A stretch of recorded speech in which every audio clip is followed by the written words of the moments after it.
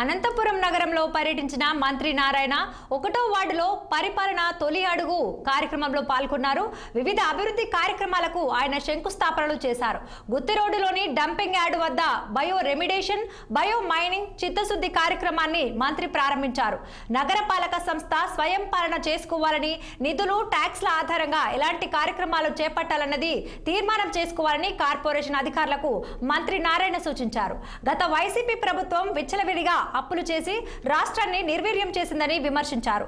ఇప్పుడిప్పుడే రాష్ట్రంలో అభివృద్ధి సంక్షేమ కార్యక్రమాలు పరిగెత్తే విధంగా ప్రభుత్వం చర్యలు తీసుకుంటుందని, ఈ క్రమంలో రాష్ట్రానికి పరిశ్రమలు వస్తున్నాయని వివరించారు మంత్రి నారాయణ.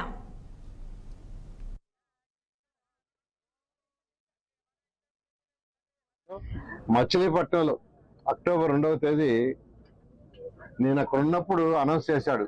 ఇట్టే చెప్పాడు, నేను మంత్రి నారాయణ గారికి చెప్తున్నాను, వచ్చే అక్టోబర్ 2వ తేదీ అంటే రేపు వచ్చే అక్టోబర్ 2వ తేదీకి రాష్ట్రంలో ఉన్న 85 లక్షల టన్నులు తొలగించాలని ఆదేశించారు.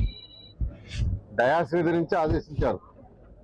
దాని మీద యాక్చువల్ వర్కౌట్ చేసి టెండర్లు పెద్ద పెద్ద కంపెనీలు పిలిచాము, వాళ్ళందరికి ఇచ్చాం.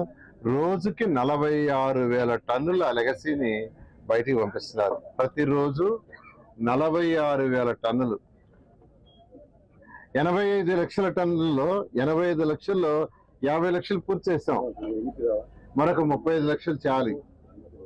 అవి కూడా వచ్చి అక్టోబర్ 2కి అయ్యేటట్టుగా ఈరోజు మున్సిపల్ శాఖ చేస్తుంది.